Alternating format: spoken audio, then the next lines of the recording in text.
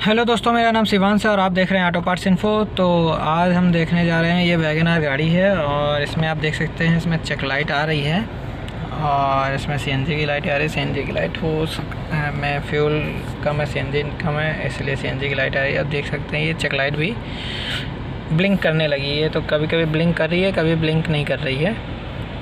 तो ब्लिंक करने का एक रीज़न होता है कि अगर मल्टीपल सिलेंडर में अगर मिसफायरिंग होगी तो उसके कारण से ये लाइट जो होती है, चेक लाइट होती है, MIL लाइट, ये लाइट ब्लिंक करने लगती है।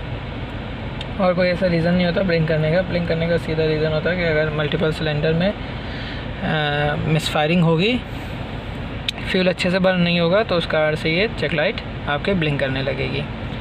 तो देखते हैं हम इसमें क्या दिक्कत है क्या नहीं है, इसको चेक करते हैं हमारे HDT टूल से। तो यहाँ पे चेक लाइट ब्लिंक कर रही है और आप देख सकते हैं मेरे स्कैनिंग टूल में ये कोड आ रहा है P0300 random multiple cylinder misfiring का, और P0303 सिलेंडर 3 मिसफायरिंग डिटेक्ट कर रहा है करंट में। और ये ABS से रिलेटेड सेंसर कुछ होंगे आ रहे थे, जिससे टायर अगर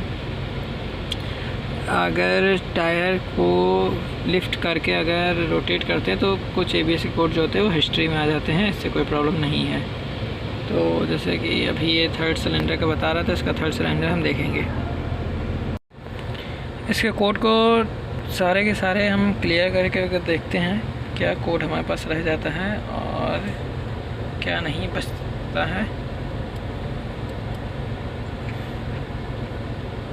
तो अभी देख सकते हैं जैसे कि चेक लाइट चली गई है।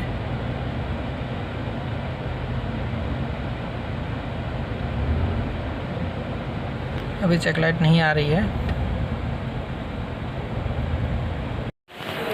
तो इसके तीसरा नंबर ये है, तीसरे नंबर सिलेंडर में दिक्कत आ रही है और मैंने इसकी वायरिंग चेक करी है। तो आप देख सकते हैं इन दोनों के बीच में 12+ वोल्टेज रहता है, ब्लैक और वाइट के, और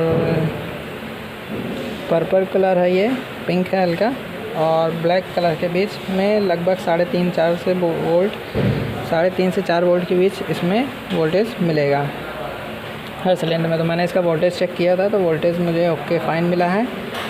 और अब इसका इग्निशन कॉइल हम चेंज करके देखेंगे। इन दो तारों के बीच में जो वोल्टेज है वो 3.6 वोल्टेज आ रहा है,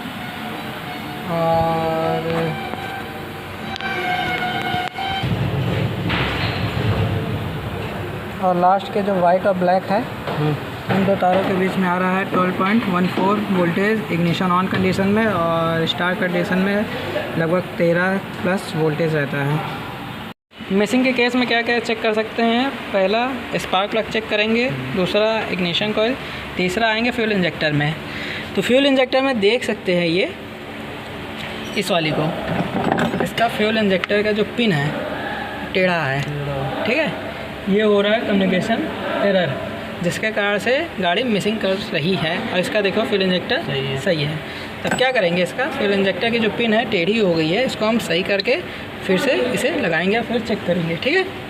इस इंजेक्टर में जो वैगनआर गाड़ी में इंजेक्टर की जो पिन इशू कर रही थी, तो उसके पिन सीधी की गई, लेकिन उसके बाद वो अब जो काम नहीं कर रहा था सही से, मिसिंग कर रही थी गाड़ी। तो अब हमने क्या किया है, उसके इंजेक्टर को हटा के दूसरा इंजेक्टर लगा दिया। उसके बाद आप देख सकते हैं गाड़ी एकदम सही है, कोई मिसिंग नहीं है।